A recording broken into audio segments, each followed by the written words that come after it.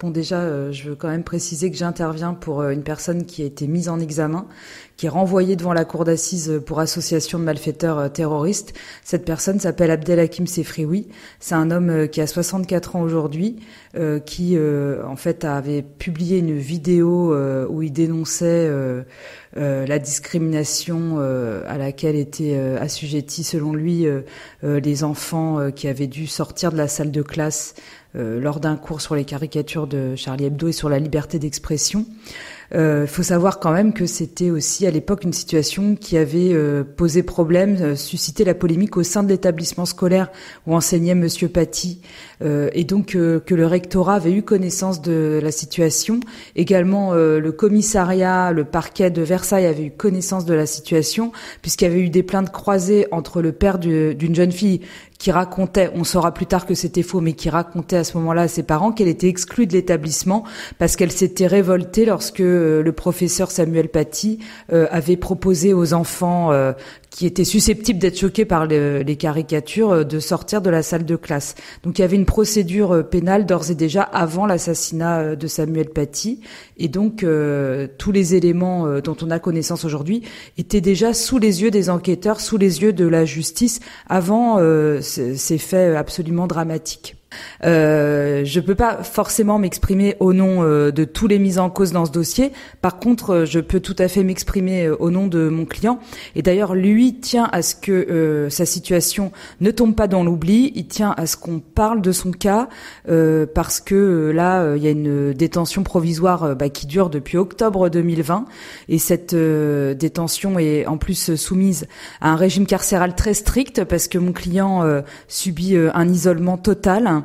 Donc c'est des conditions de détention particulièrement difficiles, surtout sur la durée. On est avec trois autres avocats, Wadi El Amamouchi, Hakim Chergui et Sefen Gezgez, très motivés pour essayer de faire sortir notre client. On a déposé des dizaines et des dizaines de demandes de mise en liberté sur la durée. Et voilà, maintenant que j'ai exposé ce contexte, je vais vous dire en réalité ce qui me dérange profondément dans ce dossier.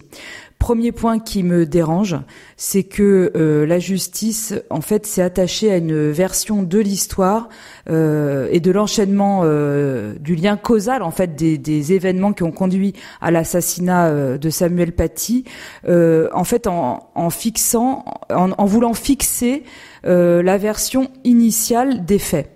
Cette version initiale des faits, c'est donc que y avait eu un mensonge d'une jeune fille, un père de famille qui est très choqué, qui va au collège, et puis petit à petit différentes personnes qui interviennent, qui relaient sur les réseaux sociaux des vidéos coup de gueule, je dois dire, c'est des vidéos qui dénoncent la situation qui s'est passée au collège, et finalement un terroriste, un Tchétchène, quelqu'un de très dangereux, qui va prendre connaissance de cette polémique et faire un passage à l'acte. Maintenant, on sait que les choses sont un petit peu plus compliquées, c'est-à-dire que le Tchétchène en question suivait sur les réseaux un prédicateur kirghize qui s'appelle Farouk Chami. Première incohérence, pourquoi est-ce que la justice d'elle-même n'est pas allée enquêter sur ce prédicateur, puisque on sait que il a communiqué avec le terroriste en début d'après-midi, le jour du meurtre, et également que c'est une des premières personnes auprès de qui le terroriste a revendiqué son acte. Donc moi, je considère que Farouk Chami est un mentor du terroriste, de l'assassin. Et je ne comprends pas que la justice n'ait pas voulu émettre un mandat d'arrêt à son encontre pour essayer de le faire participer aussi à la procédure sur l'assassinat de Samuel Paty, parce qu'il a sa responsabilité. En France ? Non, il est en Syrie, mais c'est quelqu'un, aujourd'hui, vous pouvez aller sur les réseaux, vous pouvez aller sur Twitter, et vous pouvez le suivre.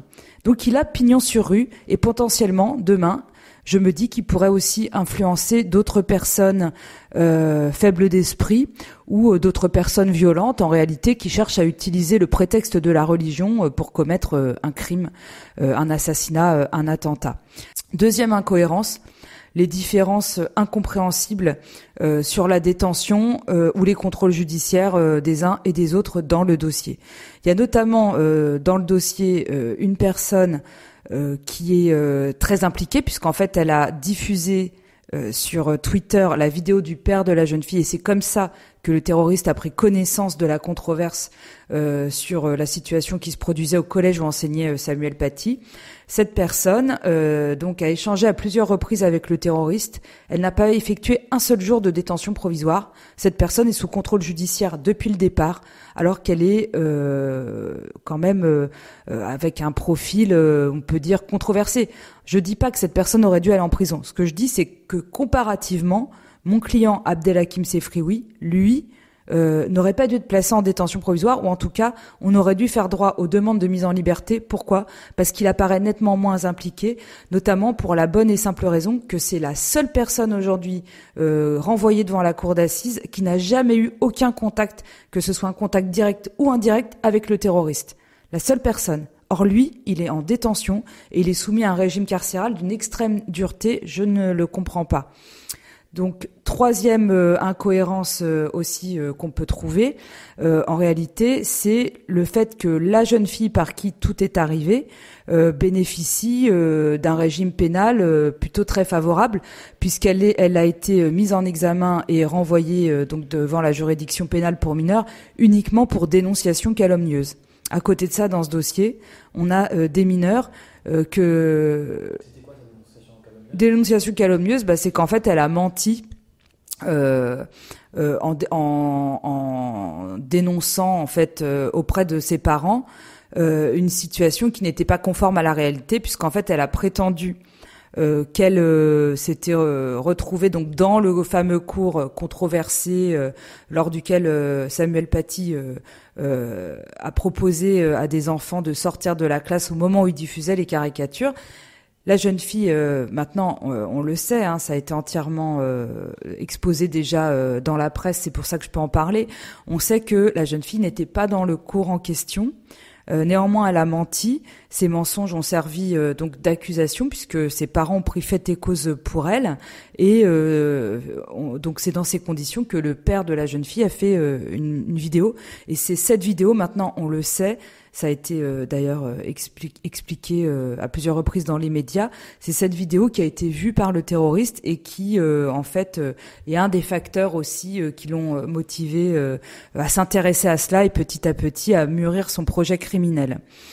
Donc cette jeune fille, et tant mieux pour elle, encore une fois. Moi, je dis pas que elle ne doit pas bénéficier de ce régime-là, mais simplement je dis que on peut être dans l'incompréhension quand on voit que comparativement, d'autres collégiens, eux, ont été mis en examen pour complicité d'assassinat, même ont fait de la détention provisoire, et je pense à certains mineurs donc collégiens qui avaient accepté de l'argent du terroriste pour leur désigner Samuel Paty à la sortie des classes. Quelle est la durée maximale de détention pour un de ces collégiens Alors pour ceux de plus de 16 ans, la durée maximale de détention était de 2 ans. Aujourd'hui, il y a plus de mineurs détenus, selon moi. Alors moi, j'interviens pas sur le volet des mineurs, mais il y a eu quand même des mineurs qui ont été placés en détention. Et c'est vrai que ça crée une forme d'incompréhension parce qu'on se dit que la mineure par qui tout est arrivé finalement est la personne qui sera renvoyée sous le chef de l'infraction pénale la moins sévèrement réprimée. Ça peut susciter des questions.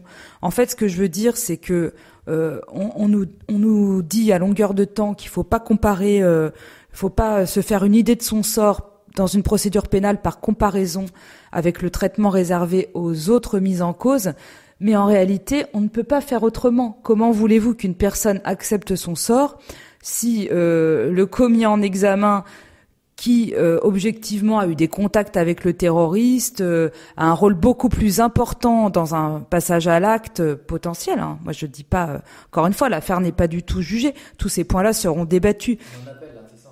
Alors, oui, l'ordonnance de mise en accusation est frappée d'appel. Donc, dans quelques mois, il y aura une audience devant la chambre de l'instruction. moi et mes confrères pour Monsieur Abdelhakim Sefrioui, on demande le non-lieu. Parce que là aussi, c'est la dernière incohérence que je voulais dénoncer, c'est celle qui concerne directement mon client Abdelhakim Sefrioui. C'est-à-dire qu'au départ, il a été mis en examen pour complicité d'assassinat en lien avec une entreprise terroriste, puisqu'on lui reprochait d'avoir fait une vidéo dans laquelle il dénonçait une situation de discrimination par rapport au fait qu'il soit demandé à des collégiens de confession musulmane de se signaler et éventuellement de se cacher les yeux, ou en tout cas de ne pas assister à une partie du cours. Évidemment, ça a été fait avec justement beaucoup de bienveillance de la part de Samuel Paty. Il n'y a eu aucune volonté de discrimination de sa part. Néanmoins, ça a pu être ressenti comme cela de la part de certains parents d'élèves. Bon. Aujourd'hui, on sait, l'instruction a établi de manière absolument formelle que l'assassin de Samuel Paty n'a jamais vu la vidéo qui est reprochée à Abdelhakim Sefrioui. En conséquence, le parquet national antiterroriste a requis une requalification des faits, c'est-à-dire de dire que Abdelhakim Sefrioui n'était plus complice de l'assassin, puisqu'il n'y avait jamais eu le moindre contact entre eux, ce que nous on disait depuis 2 ans et demi quand même, mais a pas voulu pour autant ordonner un non-lieu à son encontre, et a voulu quand même le renvoyer, en tout cas requérir son renvoi devant la cour d'assises spécialement composée pour association de malfaiteurs, mais avec maintenant le père de la jeune fille. Donc c'est un changement de paradigme total. On a l'impression que les qualifications pénales sont interchangeables alors que ce n'est absolument pas le cas. Je suis désolée, on peut pas échanger une complicité d'assassinat avec le terroriste avec d'un seul coup, sur la base des mêmes éléments qu'on a dans le dossier, une association de malfaiteurs avec cette fois-ci non plus l'assassin, mais avec le père de la jeune fille. Donc moi, je dénonce des qualifications qui me paraissent totalement erratiques et qui me paraissent surtout vouloir un peu sauver le dossier. Moi, je dis il faut avoir le courage d'aller au bout des choses et de reconnaître qu'on s'est trompé et de reconnaître que Abdelhakim Sefrioui n'a aucun rôle causal dans l'enchaînement des événements qui ont conduit à l'assassinat de Samuel Paty.